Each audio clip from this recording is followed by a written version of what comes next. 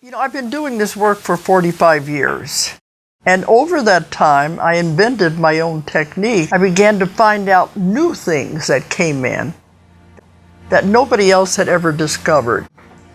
So big and so important, so we called it QHHT, because it's way beyond past life regression. And this is the healing technique that we've now been teaching it, well, since 2002, that's 12 years. Well, as part of this technique, the very first thing that you do is take the client into a past life. Past life is just the very, very beginning. Then we go to this great power that I work with. To please take advantage of the training that is now available online.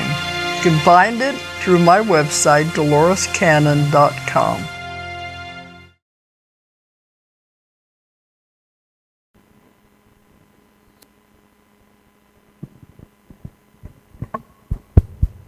Hello again, everybody. You ready for another exciting day? Okay. People will start wandering in again. I guess some of them either sleeping late or eating breakfast, but they'll all be in here anyway. I know we've had a lot of exciting speakers. Those of you who were here last night know that we didn't get through with Lindsay about 9:30, and then she did her signing, so it was about 10:30 before they ever got through with that. So it was a long day yesterday. Okay, well, our first speaker this morning has come from California. And you know, I've said before yesterday, a lot of our authors are very diverse. They come from a lot of different backgrounds. Well, James Warro is the same. He's a trial lawyer. So it makes you... And they're not laughing at you, they're laughing at what I said yesterday. I guess people think the ones who are involved in New Age are just kooks out there. Believe me, they're not. Two of our authors yesterday were in the corporate field, and so they're all different professions, and they have different interests. So it shows it's a broad spectrum that goes throughout. Everyone is becoming more and more interested in the New Age field, if you want to call it that, the metaphysical field. Well, James is one of our authors, and we published his book. It's called Ask Your Inner Voice. And it just came out in time for the conference. We were really pushing to get everything here and done at the same time. It's Ask Your Inner Voice. But, you know, everyone has that little small voice that you don't pay attention to. It's all there if you'll listen to it. So that's what his book is about, what he's going to talk about this morning. I was going to say, James Warro. Okay.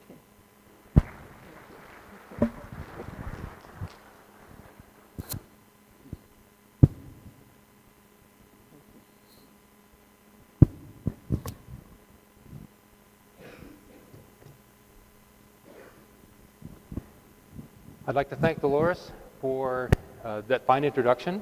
I'd like to thank everyone for getting up very early in the morning to come to this presentation. And without further ado, let me tell you how I've gotten started on writing a book called Ask Your Inner Voice. I was born and raised in Rochester, New York, although I live now in California, San Luis Obispo, halfway between Los Angeles and San Francisco. From a very early age, I knew that I wanted to be a lawyer, and that was kind of an inner voice thing. I didn't recognize it at the time, but that certainly was it. I went to Cornell Law School, I became a lawyer. I worked as a trial lawyer on Wall Street for a large firm. I had my own firm in Los Angeles for a number of years, and I ultimately ended up as a senior partner in a 1,400 lawyer international law firm that was headquartered in Los Angeles. Now, what I found as I was trying cases is that I began to get powerful intuitive experiences. And you can imagine when you're dealing with people and you're dealing with something like a trial, that can certainly happen. During the time that I began having these experiences, I thought, this is interesting. I should investigate this a little bit further. So I did. I took a Silva Mind course. I studied the area. I had spiritual teachers who talked about how to access the inner voice. And I realized that everyone in their life at some time has had an inner voice experience. They've had a hunch or an intuition or an inspiration. But how do you study these things? Well, I look to science. What I found in science is that many people have tried to study the inner voice experience, but it can't be done scientifically. If you think about it, all science and all scientific experiments are based on the five senses. And the inner voice experience really is a sixth sense.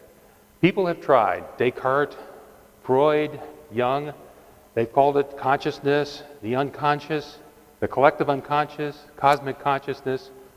But they have all done their studies based on sort of case-by-case examples, kind of anecdotal evidence.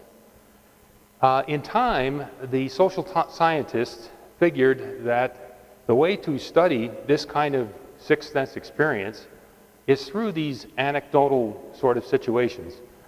In fact, they developed a theory which they called grounded theory, which meant nothing more than you take all of the data points that you can find from whatever you're studying, you collect them, and you see if you can develop a theory from the data that you've collected. They call it grounded theory. That is, the theory is grounded in the data. What I'd like to do today is talk about some of the experiences that people have had, starting with the kind of throughout history, about how to relate to the inner voice experience. I love that woodcut from Hildegard of Bingen, which she herself did, showing how she was receiving inner voice information from someplace outside of her mind into her mind. I also love that great painting of Joan of Arc receiving inspiration from Archangel Michael. So what I'd like to do today is talk a little about the inner voice in history. Then I'd like to talk about recognizing the inner voice. Then I'd like to talk about conscious communication with the inner voice. Talk a little bit about discernment and verification. And then as a summary, what I'd like to do is conduct an inner voice experiment in this room, where we'll go through a summary of the points that I've made, and we'll see how the inner voice comes to you. Let's look at the inner voice in history. Starting with Abraham and the sacrifice, we learn discernment. Listen to that second inner voice that says, don't kill Isaac, rather than the first inner voice that says, go ahead and do it. Jacob wrestled with an angel. He taught us about prophecy. Moses was able to hear God's voice from a burning bush. He received the Ten Commandments.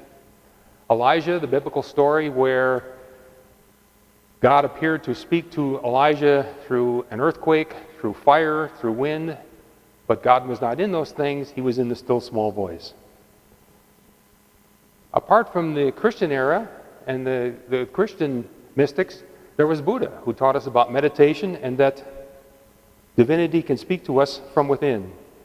Perhaps the most famous non-Christian inner voice experiencer was the priestess at the Oracle of Delphi, where if you were a king and you wanted to initiate a war, the first thing you did is you went to the priestess and asked her to ask her own inner voice to answer the question that you had about whether you should commence this war or defend this war or whatever it was.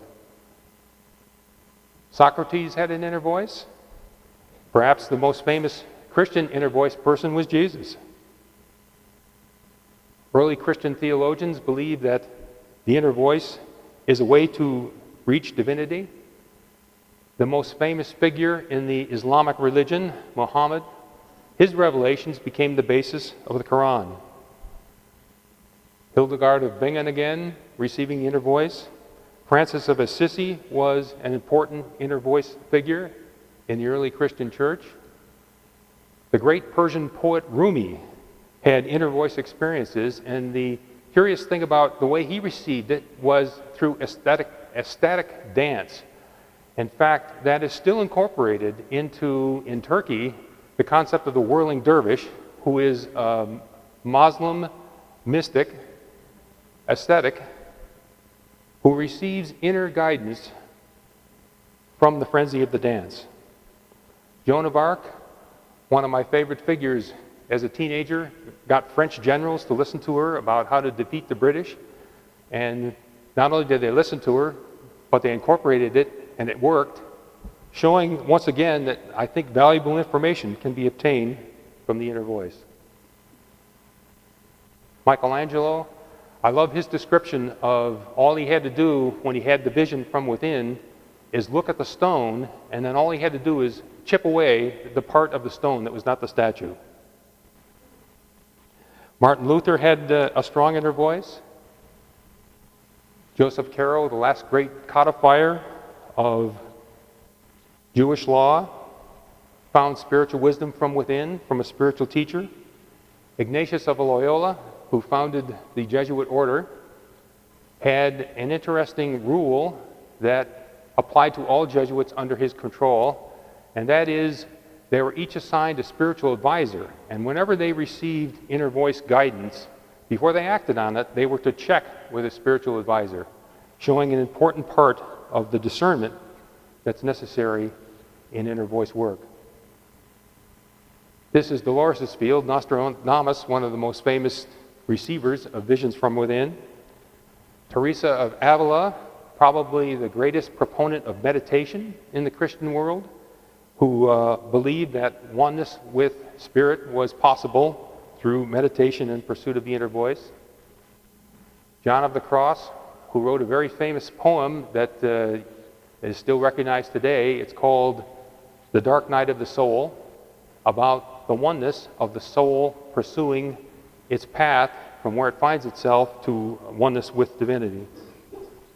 George Fox, who founded the Quaker religion, had an interesting practice that is still involved in the many ceremonies involving the Quakers today, and that is to sit silently in a group and wait for spirit to speak. And when spirit speaks, then the person who receives that inspiration is to speak it out. He called it expectant waiting, and it's an important part of the inner voice experience. Bach, it is said that on every piece of music he wrote in Latin, "To God alone the glory." Emanuel Swedenborg, an incredibly prolific writer and scientist who had tremendous inner voice experiences. Mozart, who received his music fully formed without any necessity of building it or grinding it out or smoothing it out. All he had to do was write it down. Famous English writer William Blake heard angelic voices. John Keats, called the sensuous mystic, who wrote those great lines, "Beauty is truth, truth beauty, that's all you know on earth and all you need to know." Miki Nakayama, a Japanese founder of religion, who God spoke to from within. Harriet Tubman, a conductor on the Underground Railroad, had a very interesting approach to the inner voice. She was conducting people away from areas where slavery was prevalent, and she was constantly in danger of being found out and captured.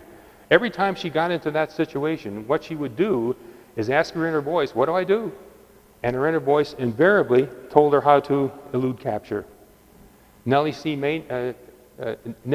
Colburn Maydern, who told Abraham Lincoln as part of a channeling exercise, "Don't hold off on enforcement of the Emancipation Proclamation," and he did not. Robert Louis Stevenson, who had little people in his dreams tell him the plots of his stories, including Dr. Jekyll and Mr. Hyde. George Washington Carver, who as he worked on his agricultural studies, would be constantly asking his inner voice for wisdom, and his inner voice would constantly be giving him answers. Great Native American shaman Black Elk had discussions with the spirit that guides the universe. Rudyard Kipling, who had an inner daemon who told him of the stories that he was to write, and when the inner daemon finished speaking, the story was finished. He couldn't add to it. Gandhi, the one expression that really says it all, is the one that he frequently used: "The only tyrant I accept is the still small voice within." Sri Aurobindo, a contemporary of Gandhi's, also had the inner experience of oneness with spirit, which was transmitted through his inner voice. Winston Churchill, during World War II, had many experiences where he would get premonitions of situations he should not be in, including situations where bombs would explode close to him. He would follow the inner voice, and he avoided those dangers. Edgar Cayce, perhaps the most famous American mystic, who would receive questions from people about their situations. He would ask his inner voice through the states that he achieved to do that, and received important and valuable answers. Teilhard de Chardin, a relatively little-known Jesuit in the 1940s and 1950s, who had inner voice experiences and applied it to his study of the evolution of man. His conclusion was that the evolution of man's next step was to create a global brain comprised of consciousness and information. And isn't that what the internet does? General Patton had a strong inner voice. Perhaps the greatest explanation of the inner voice experience written in the English language, in my opinion, is the Autobiography of a Yogi by Yogananda. Beautifully, beautifully written, and a very powerful explanation of the inner voice experience. Krishnamurti had the experience of finding oneness with the inner voice, with spirit, through meditation. The Peace Pilgrim, who traveled the United States for many years, setting out every day with no food and no lodging, and a request only that the universe take care of her, and the universe always did. Eileen Cady, who was a founder of Findhorn, the community in Scotland that was able to raise incredible fruits and vegetables by listening to the inner voice telling them how to do it, including the divas. And the thing about Eileen Cady is that she read my manuscript of Ask Your Inner Voice and gave me an endorsement. So hopefully I'm on the right track. Martin Luther King Jr. had many inner voice experiences, and he found that they were always accompanied by a feeling of inner calm. Okay, we've talked about the people on the historical list of inner voice experiences.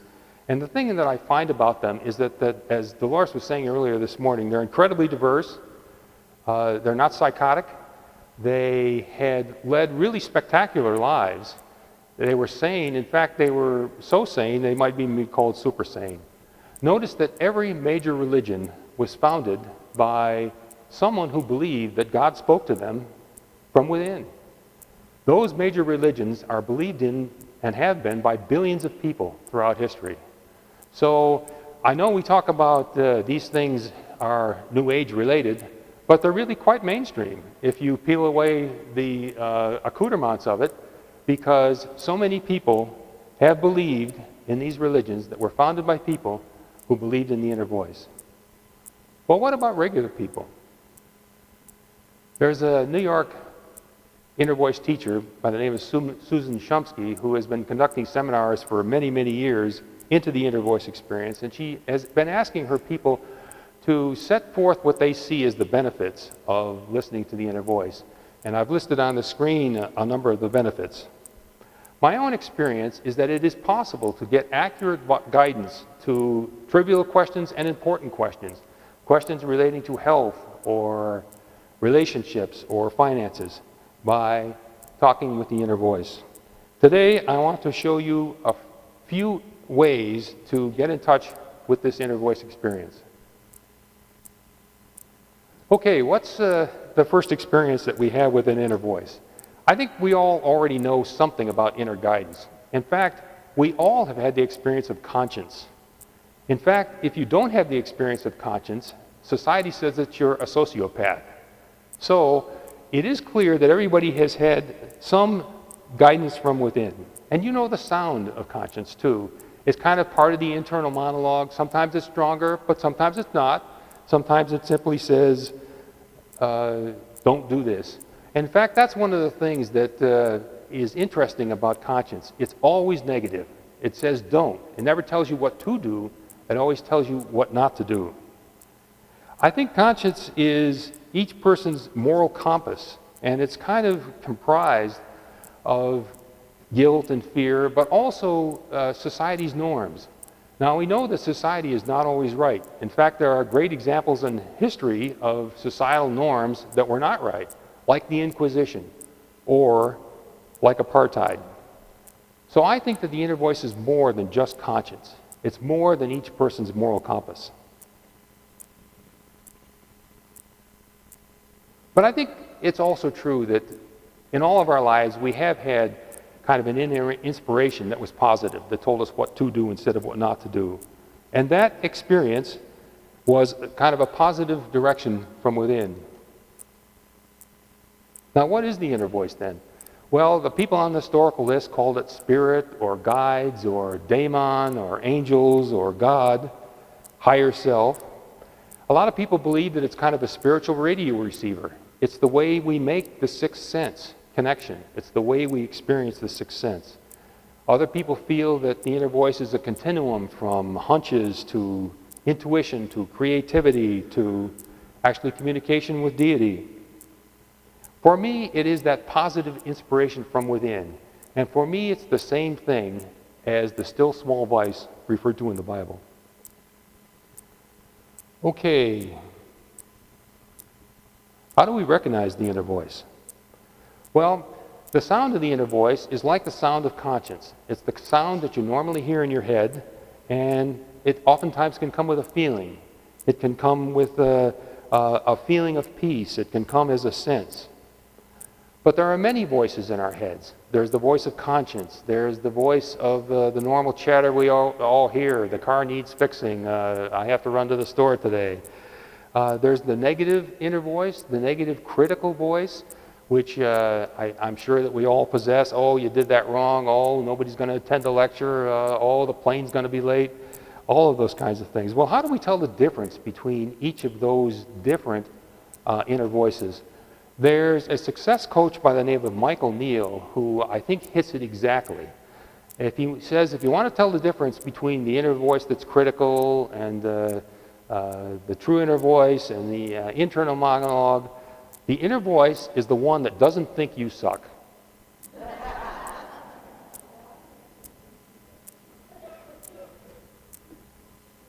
What about the timing of the inner voice?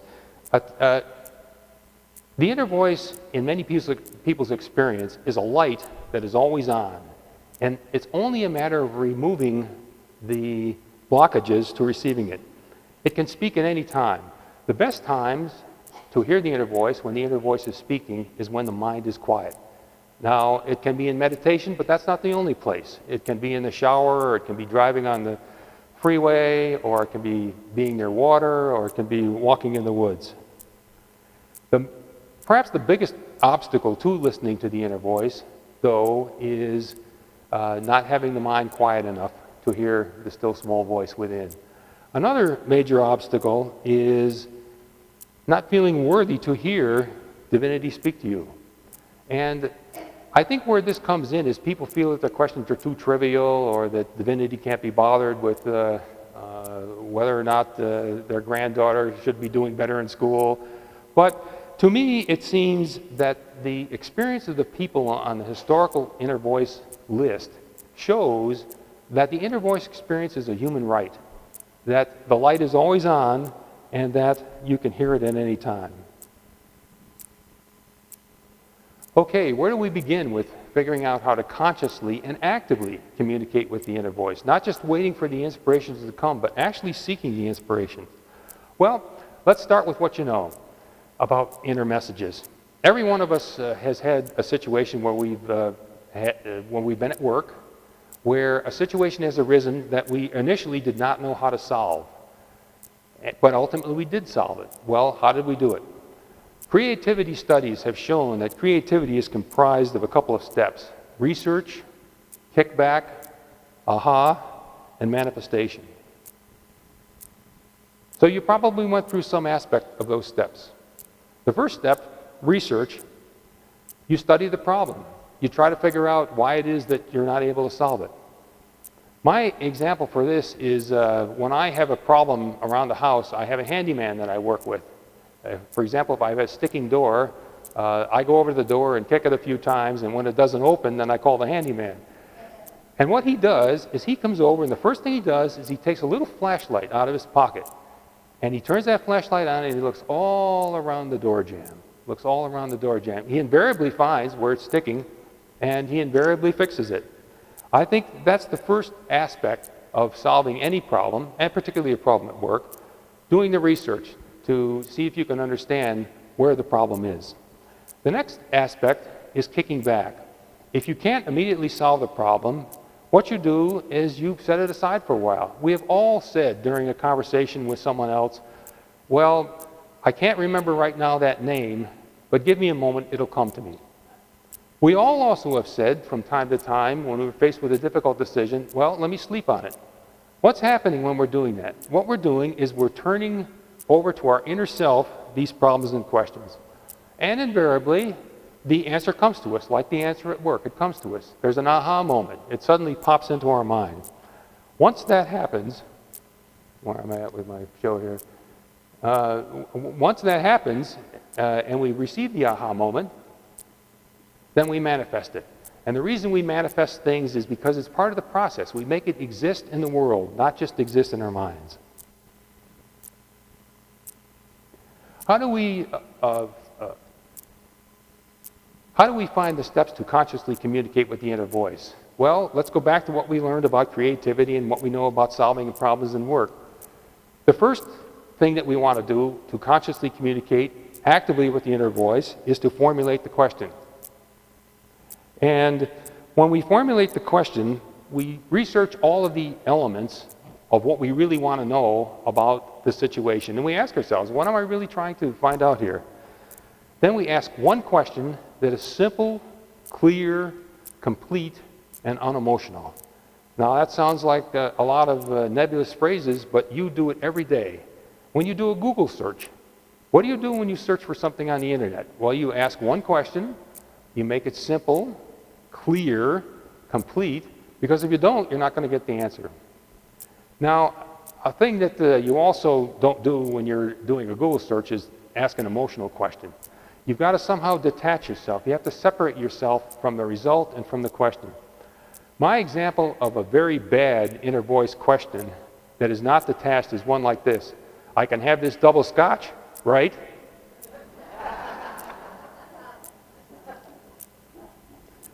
Okay, once you've got the question formulated, then I think it's important to write the question down. Why do we write the question down? It fixes it in our mind. And later on when we get the answer, of course, we can compare the question to the answer, but we can't do that if we haven't written it down. I think it's important to know that you are worthy before you get into this situation of asking the inner voice the question. Then I think it's important to quiet the mind. I think the way that you can consciously quiet the mind is something that every person in this room does every single day without realizing it.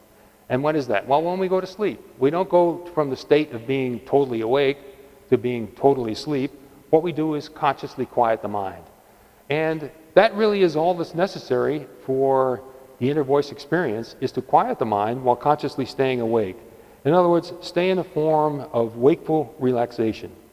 Now, meditation is a good place to do that, but there are other places, like we talked about before, walking in nature, driving, being in the shower. Any time when you can have a state of restful relaxation. Are there times when you can't quiet your mind? For me, there are. When I'm upset or angry or fearful or distracted, I think quieting the mind is impossible. So it's important at that time to stop and try it again at a later time. One of the biggest questions I always ask myself about the inner voice experience is, on this thing of quieting the mind, am I doing it right? And one of the ways that I've found through a study of science is that there are certain mental states that are associated with a quiet mind. The alpha state is the one where you're perfectly attuned and receptive to a kind of an inner voice experience.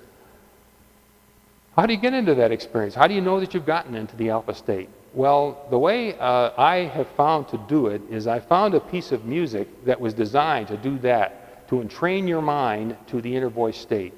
And what I like to do is I like to play 3 minutes of that, and I just want you to close your eyes and listen to the music and see whether or not you can get the feeling of what the right attitude is for the inner voice experience. Okay, everyone ready?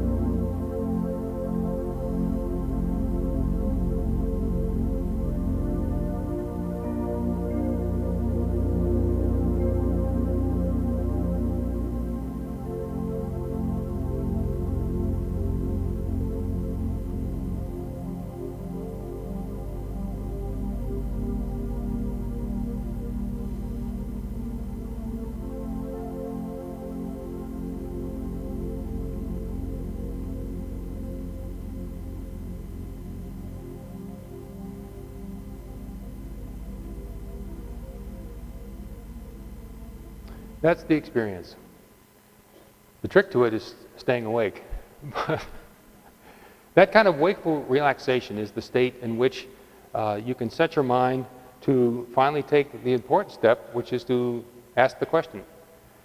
And I think it's important to ask the question expecting an answer. And what that's comprised of is three elements: desire, expectancy, and belief. On the desire front, you have a question, it's serious, you want to see if you can get an answer to the question. The expectancy, I know I've received inner voice guidance in the past, I know I've received inspiration, hunches, etc., and I know I can receive it again, and I expect to receive it again. And belief, I believe at least 51% that I'm going to get an answer to my question. I think the next thing is to listen intently and patiently. And to me, this is like fishing. When you go fishing, what do? You go and you throw the bait out and you wait. And you wait intently and patiently for something to come along and take a nibble. And I think it's important to approach the inner voice the same way. When you do get something, pay attention to whatever comes.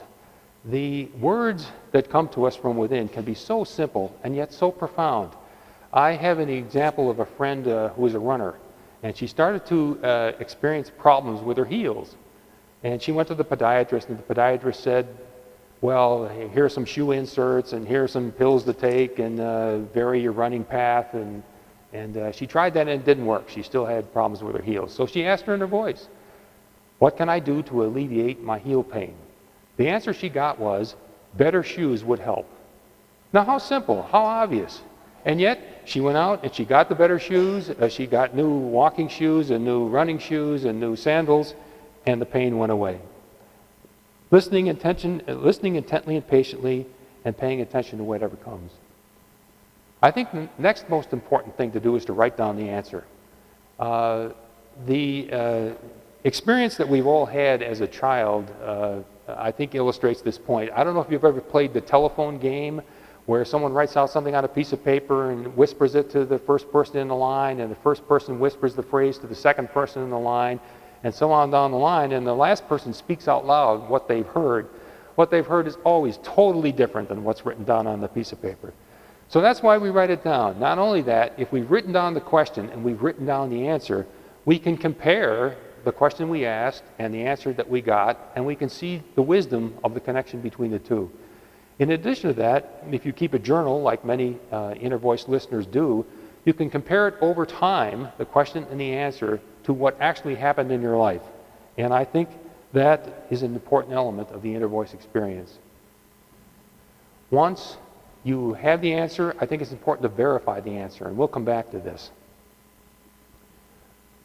Once you have the answer and you verified it, I think it's also important to live the new truth. That is, to incorporate it into your life. And the reason for that is, as you experience the inner voice, and as you work with it, and as you incorporate it into your life, you begin to trust it. And the more you trust it, the more you get of it. After a while, it becomes kind of second nature. And I think that's what you're looking for. Okay, let's look at this trust question. What is it about verifying the inner voice? Why do we do it? I think the reason for verifying the inner voice is that throughout history, there have been people who've done terrible things based on what they thought they heard from within. Now, it could be that they had some sort of distortion in their filter, or there was a darkness in themselves that resulted in this kind of position. But I don't think we want to be in that position. We want to make sure that what we're getting is what the light within us intended us to get. So how do we do this discernment, as the inner voice literature calls it? I think the first thing that we've got to do is we've got to satisfy ourselves as to the source of the message. Where did it come from? The next thing we've got to determine is whether we understood the message as it was intended. Now, as to the source of the message, we have to make sure that we're detached. That is, that it's not just our mind, or it's not just we're pulling from one result or the other. And my double scotch example is a good example of the detachment issue. The second aspect of feeling about the source of the message is, how did the message feel? Well, how would it feel if divinity spoke to you? You would feel uplifted. You would feel one with the universe. You would feel at peace. If you feel fear or upset or judgment or flattery, that's not the inner voice. Okay, once you're satisfied as to the source of the message, how about, did I understand the message as it was intended? And I think there are two elements to that. The first one is, does the message imply harmlessness to yourself and to everyone around you? I don't think that spirit is in the harm business. And so if you're getting a message that suggests harm, that's not from the inner voice. The second aspect of the discernment about whether you understood the message as it was intended was, after the session is over, does the message seem sensible? Does it seem practical, as all truth is? If it doesn't, then it's questionable. Okay, if you're still not sure about the answer that you've received, what do you do at that point? Throughout time, people have done a number of things to additionally confirm their inner voice answers. The first is to ask it another time to see if the answer is the same. Another is to do like Ignatius Loyola suggested for his people, to check with a trusted spiritual advisor. And finally, you can always ask that your action be blocked if you didn't understand the message as it was intended. Once in a while, you'll get an unusual inner voice. And I've got some examples on the screen of the unusual inner voices. The spoken to, the famous Course in Miracles, was written by Helen Schuckman, who began receiving inner messages. And the inner messages, the first inner message she received was, "This is a Course in Miracles, please take notes." So she was spoken to instead of asking the question. Prophecy is another example of things that come to you kind of unbidden. You didn't ask for the message, you didn't ask to be the messenger, but you've been given prophecy. The final unusual inner voice is the I am voice. Sometimes people get messages that are spoken in the sense of, before Abraham was, I am. And that certainly seems strange, speaking in the first person singular. On the other hand, if your consciousness is aligned with all that is, with spirit, it makes perfect sense to say, I am the way, the truth, and the life, because that is exactly what you are. Many people throughout history who have had strong inner voice experiences have had this kind of experience, and Jesus Christ is perhaps the greatest example. Okay, we've gone through it. What I'd like to do now is do a bit of a summary by way of an exercise that I'd like you all to try. Now, we all face issues in our lives, and I'm sure everyone sitting here today has an issue. What I'd like you to do is to think about an issue in your life and to ask a question about that issue to your inner voice right now. I'll go through the steps and we'll play the waveform piece again. And as you're doing it and as you're going through the steps, let's see if we can reach your inner voice. Okay, think about the question that you want answered and go through the inner voice steps. The first is to know that you are worthy to hear, then to formulate a question, then to write your question down, quiet the mind, ask your question expecting an answer, listen intently and patiently, pay attention to whatever you get, write down your answer, verify the answer, and live the new truth. Okay? If we're ready to begin,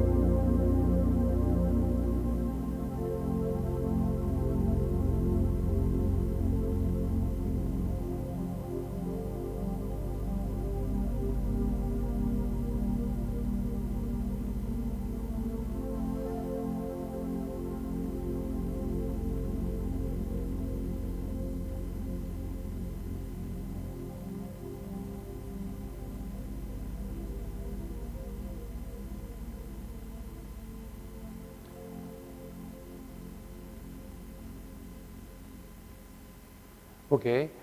I want to thank you for your attention today, and I want to encourage you, if you have a question relating to health, finances, relationships, or anything else, why not ask your inner voice? Try it. Thank you.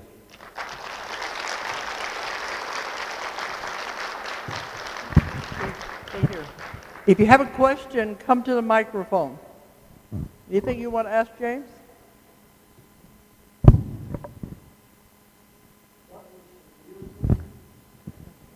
It's in the bibliography for the book, Ask Your Inner Voice, and it's called Waveform. And you can get it on the internet for 99 cents, I think. Waveform. You know, if I remembered that right off the top of my head, I'd be in good shape. I think the fellow's name is Kenyon, Kenyon. Yeah. Well, James, you're not going to get away without telling your story. The story about when a guy tried to rob you. Because we got a little time and nobody's asking questions. That's an interesting story. One of my greatest inner voice experiences was coming home from work one day. I pulled into the garage underneath the condominium complex where I was staying in Los Angeles.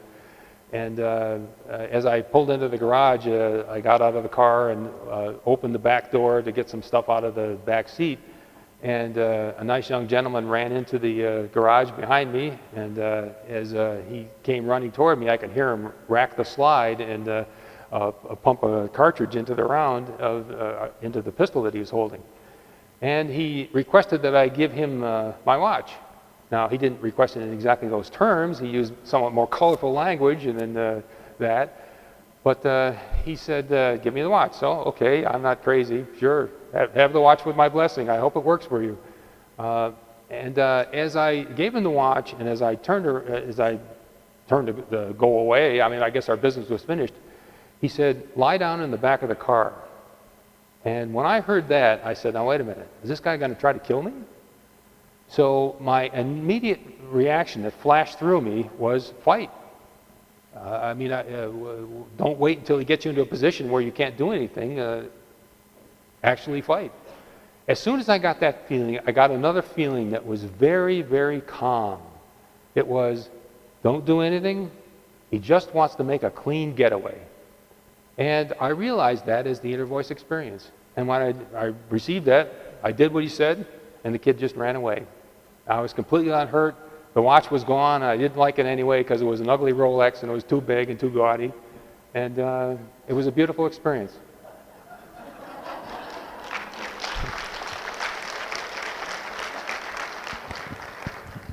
But it's hard to say what would happen if you hadn't listened to it. For sure.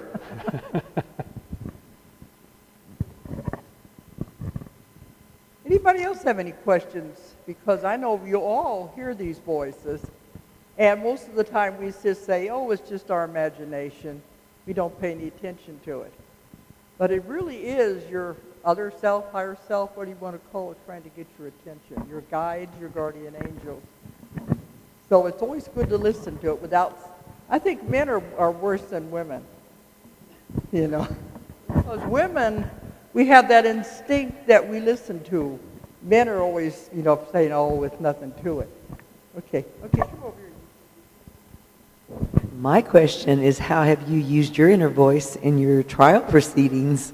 Oh, that's a good one.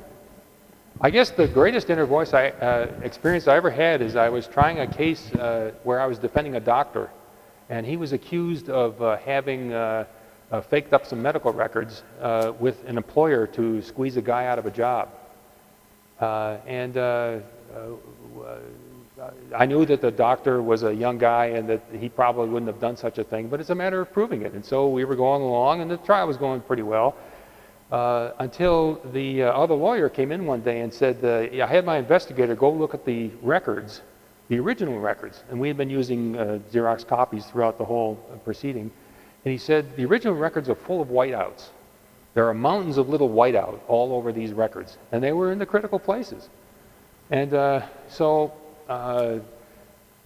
what the other lawyer said is these records are kept sort of across the quadrangle from where the courthouse was, and so could we have them here tomorrow morning at 9 o'clock so we can have my expert look at them? Now, the way experts can tell whether something has gone wrong with changing records is they have a little grid that looks like a piece of graph paper, and they put it on the over the thing that there's a question about the authenticity of the document.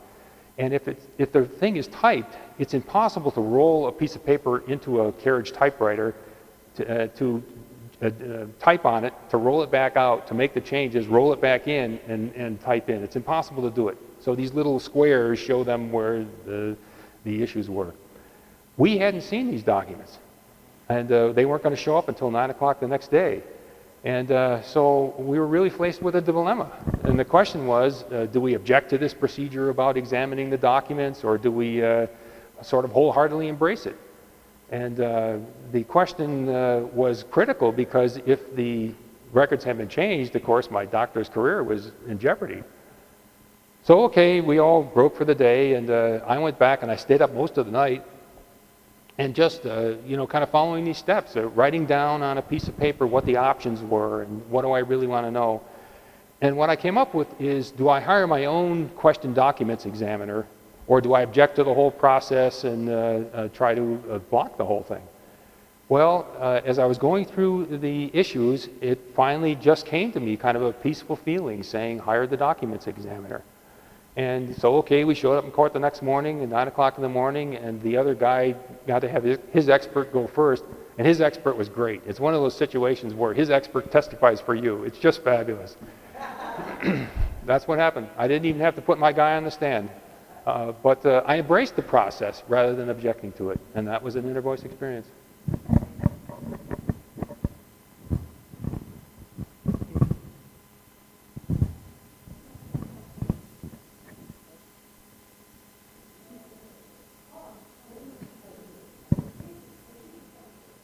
Good morning, and thank you for your wonderful presentation. My name is Inge. Do you always immediately get an answer from your inner voice, or is there sometimes a time lapse? And if there is a time lapse, how to squeeze that back to an immediate answer? That's a very good question. Frequently, I don't get an immediate answer to the inner voice question. Sometimes not even during the session where I'm asking it. Sometimes it'll come later in the day. Sometimes it'll come the next day. I usually give it a day or so, and if it doesn't come in a day or so, I ask again. Frequently, I don't get exactly, I don't get the answer. It's like fishing. Sometimes the fish aren't biting. Something that Lauren and I do is we will frequently ask together. We will develop a question together, and we'll ask the same question, maybe not in the same room or in the same session, but then come back and compare the answers. And if the answers aren't exactly the same, or we don't get an answer, we don't take the action.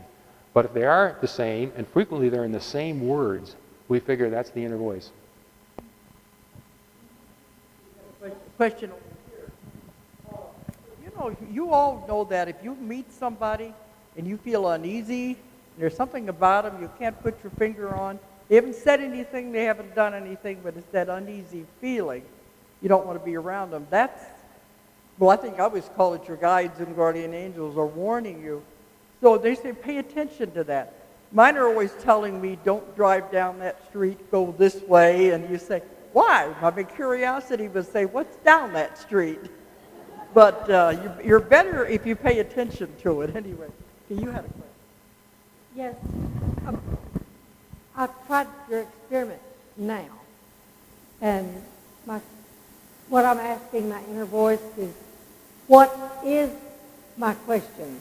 I don't know what it is. Then the answer was, what am I waiting for? But I got the answer, and the answer says, for strength and truth. Those are good questions and good answers. So that's my, what do you call it? Inner voice. Does that make sense to you? Does it make sense? Well, then that's your answer. Good, it worked. Yes, yes. When people say, how do I know it's not my imagination? Well, if it feels right, if it feels true, no matter how weird it is. Ask them more.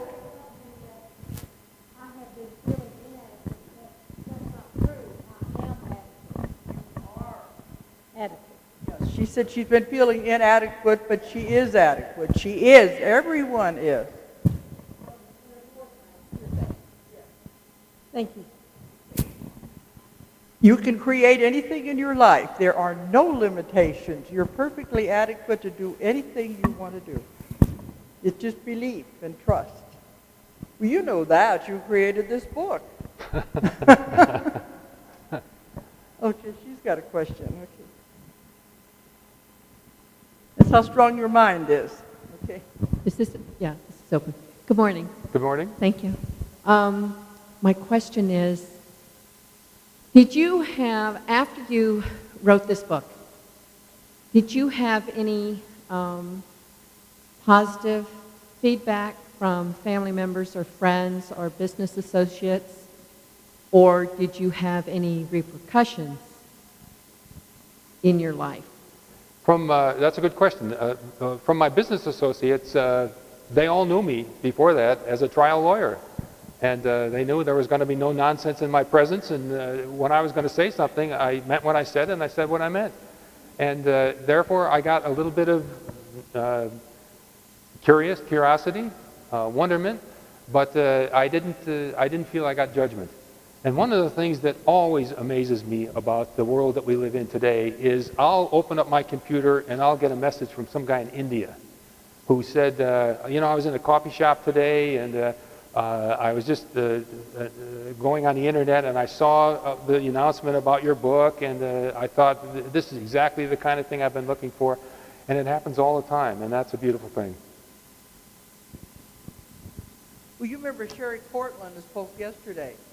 She was in the corporate field, and she sat on her book for a long time because she was worried, what were people going to say? What were the people in the office going to say? Would they fire her? Would they be talking behind her back? So she was worried about it. But then when it came out, they didn't give her any problems. They said they started telling their own stories. You know, particularly, may I add, with lawyers, they all get it. They don't say it, and they don't want to let their clients know that they're into it, but they all get it. And I'll give you a good example. When you ever are picking a jury, you're entitled to something called peremptory challenges. You get 6. That means that you can exclude anyone from the jury for no reason at all. You can exclude everybody for reasons for cause, like they're prejudiced or whatever, but you can exclude people on these peremptory challenges for no reason at all. And the lawyers use those peremptory challenges all the time, and they use every one of them because what? They're getting a feeling. If you talk to a trial lawyer about whether he relates to his inner voice, I guarantee you he's going to say that I listen to my gut feeling.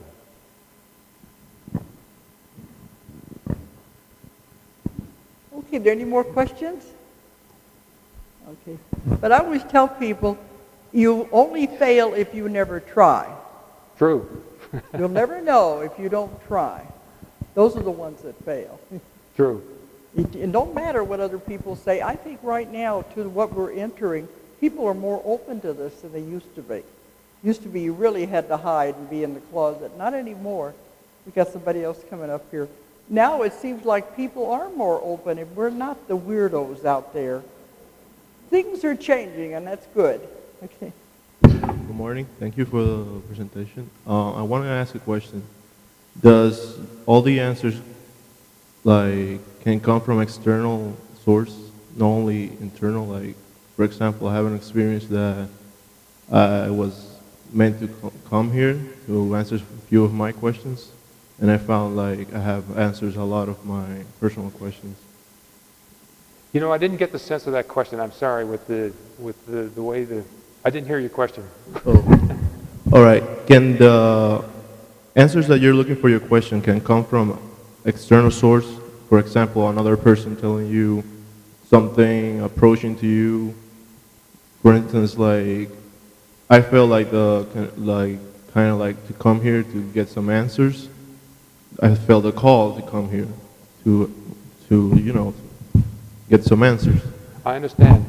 I think the question is, where do these inner voice inspirations come from? I think they can come from a lot of places. I think that we are tuned into other people and that we can receive messages from other people. I believe in things like telepathy. But I think on the exact question you asked, should I come here today to get some answers, I would call that an inner voice prompting. I think that's where it came from. Thank you.